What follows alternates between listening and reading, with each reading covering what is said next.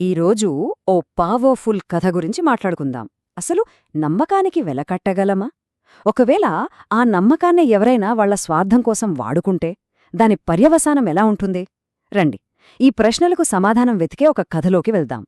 కథ మొదలయ్యేది మామూలు మార్కెట్లోనే, కానీ అక్కడునుంచి మనల్ని చాలా లోతైన ప్రశ్నల వైపు తీసుకెళ్తుంది. నమ్మకమంటే ఏంటి? నైతికత అంటే ఏంటి? చివరికి ఒక ప్రాణం విలువ ఎంత? ఇలాంటి ప్రశ్నలన్నీ మన ముందుకొస్తాయి. రద్దీగా ఉన్న మార్కెట్ అనమాట. అక్కడ ఒకతను చిలుకలమ్మేవాడి దగ్గర ఆగాడు.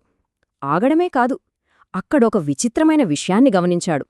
చూస్తే చాలా చిలుకలేమో ఒక పెద్ద పెట్టెలో గుంపుగా ఉన్నాయి, కాని ఒక్క చిలుక మాత్రం దాన్ని సెపరేట్గా ఒక చిన్న పంజరంలో పెట్టారు.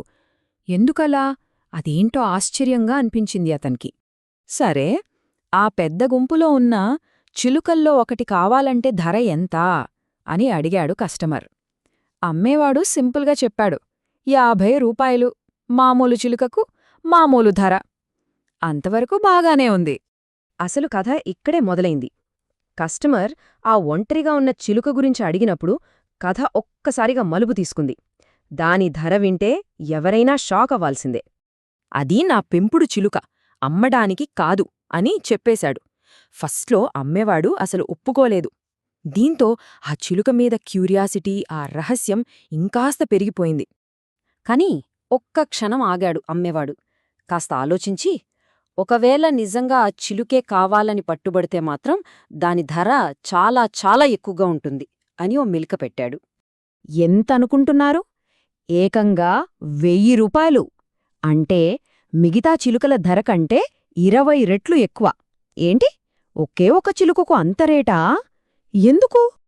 ఆ ధర వినగానే కస్టమర్కి దిమ్మ తిరిగింది. అసలు ఈ ఒక్క చిలుక ఎందుకంత ఖరీదు? దాని స్పెషాలిటీ ఏంటి? దానికంత విలువ ఎందుకొచ్చిందో ఖచ్చితంగా తెలుసుకోవాలనుకున్నాడు. అప్పుడు చెప్పాడు అమ్మేవాడు ఆ చిలుక వెనకున్న అసలు కథ. దాని చీకటి రహస్యాన్ని బయటపెట్టాడు. ఆ చిలుకని ఎరగా వాడతారట. అది తన ప్రత్యేకమైన స్వరంతో పాట పాడుతుంది. ఆ పాట విని దాన్ని నమ్మి దాని జాతి చిలుకలన్నీ దగ్గరకొస్తాయి. అలా వచ్చినవన్నీ నేరుగా వలలో చిక్కుకుంటాయి. అప్పుడు వాటన్నింటినీ పట్టుకుంటాను అని చెప్పాడు. అంటే తన స్వంత జాతికే ద్రోహం చేయడానికి ట్రైనింగ్ ఇచ్చారన్నమాట దానికి. ఇది విన్న తర్వాత ఆ కస్టమర్ తీసుకున్న నిర్ణయం అందరినీ ఆశ్చర్యపరిచింది. ఒక ఊహించని చర్య. ఆ మాట వినగానే ఆ కస్టమర్ ఒక్క క్షణం కూడా ఆలోచించలేదు. సంకోచించకుండా 1000 రూపాయలు తీసి అమ్మేవాడి చేతిలో పెట్టాడు. కాని ఆ తర్వాత జరిగిన సీన్ ఎవ్వరూ ఊహించలేదు. ఆ చిలుకను తీసుకుని ఇంటికి వెళ్తాడనుకుంటే అక్కడికక్కడే అందరూ చూస్తుండగానే దాని గొంతు నులిమి చంపేశాడు.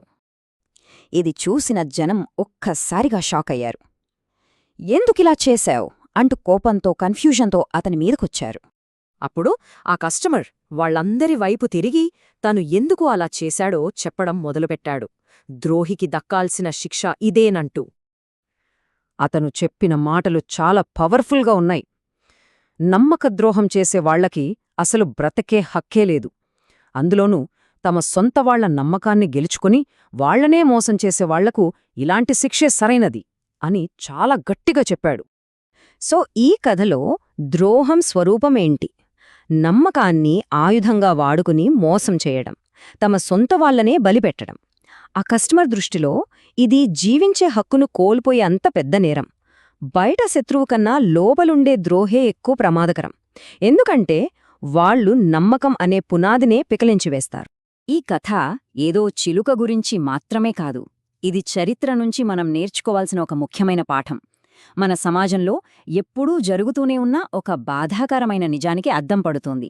చరిత్రలో చూసినా, ఈరోజు సమాజంలో చూసినా ఎంతోమంది తాము ప్రాణంగా నమ్మిన వాళ్ల చేతుల్లోనే నాశనమైపోయారు. మనకు తగిలే అత్యంత లోతైన గాయాలు ఎప్పుడూ మనకు దగ్గరగా ఉన్నవాళ్ల నుంచే వస్తాయి. ఈ కథ అదే విషయాన్ని మనకు గుర్తుచేస్తుంది. మరి ఆ కస్టమర్ చేసింది కరెక్టేనా? ద్రోహానికి అంత కఠినమైన శిక్ష అవసరమా? న్యాయం, ద్రోహం, నైతికత, వీటి మధ్య గీతెక్కడ గీయాలి? ఈ కథ మనల్ని ఇలాంటి ఎన్నో ప్రశ్నలతో వదిలేస్తుంది.